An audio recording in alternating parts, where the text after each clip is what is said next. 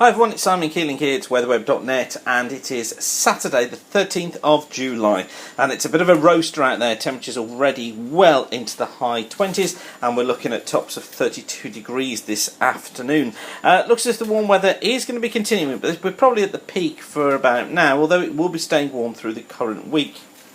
So here we go then with the chart for Sunday, and we're using the charts from the UK Met Office today. They're nice and clear, so they're a good one to use. You see high pressure here to the north of the Azores, got a ridge extending through the British Isles.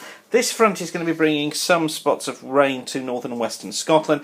Cold front here, just bringing some cloud perhaps to East Anglia early on, but that indicative really of our shower-risk area through Sunday afternoon, which will be somewhere through there. Not quite so hot on Sunday afternoon, though still up to 30 or 31 on southern coasts. I think nearer 21 in northern parts of Scotland, but a fine day for most and dry too.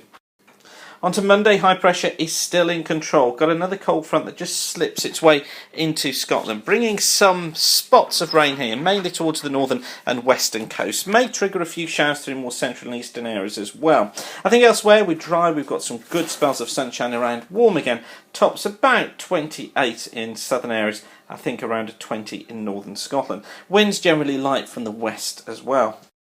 Tuesday sees high pressure starting to slip its way back northeastwards. Lots of dry weather around, warm again, but I think an increased risk of a shower on Tuesday afternoon, probably through the Midlands, perhaps into southern England, generally over the hills. Isolated heavy showers could give 5mm in downpours, but they will be fairly well isolated. More cloud for northern parts of Scotland, bringing some outbreaks of drizzle and rain there. Pretty breezy up towards the north of Scotland as well. Southwesterlies blowing at around 20 to 25 miles an hour. Elsewhere, generally westerlies about 10 miles per hour.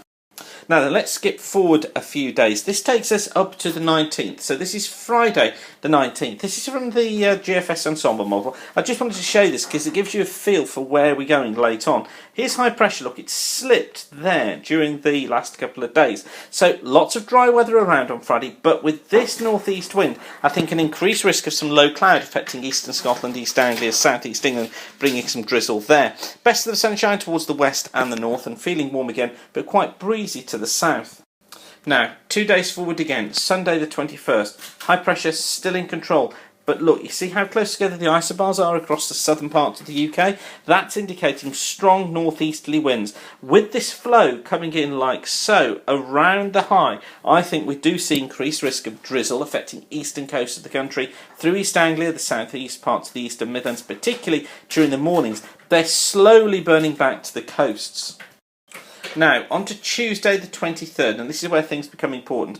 High pressure out towards the west. Look, still got our ridge in, so still lots of dry weather, but we're starting to see this westerly wind, the door opening up to these westerly winds, bringing some rain to northern and western Scotland, northern and western Ireland. For most it's dry, it's bright, it's sunny, and we lose the low cloud in the east. However, what that high slipping away towards the west does, it enables us to pump warmer air on the western side of the high.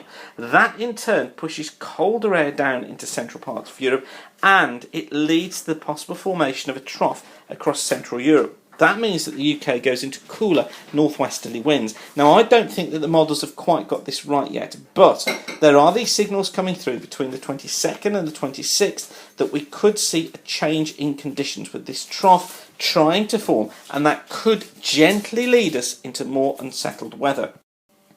And even by the 27th, look, we've got west and northwest winds. I think more rain then affecting northern and western parts of Scotland and England, as well as northern parts of Ireland. Dry to the east and the south, but it is much cooler than it has been. And all that can happen with cold air pumping into Europe is that the trough, or the risk of a trough, increases in this zone here, which means that we slowly lead into more unsettled conditions.